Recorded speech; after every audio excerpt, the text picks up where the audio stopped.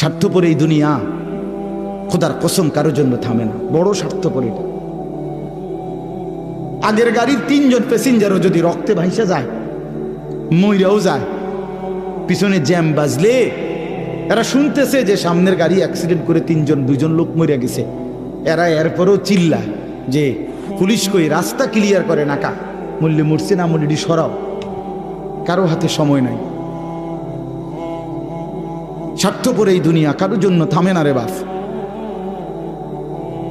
হ্যাঁ, যেদিন বাপের জানাজা পড়ে, যেদিন বাপের লাশ কবরে দাফন করে, সেদিনও বংশধর সন্তান ছেলে মেয়ে ঘন্টাখানিক 2-4 ঘন্টা কাইন্দা কাটটা হইলো, রাতের বেলা ঠিকই ভাত খায়। হ্যাঁ, খায় না? পাশের ঘর থেকে খানা আনে, আবার ওরা ঠিকই খায়। স্বার্থপর দুনিয়া যে,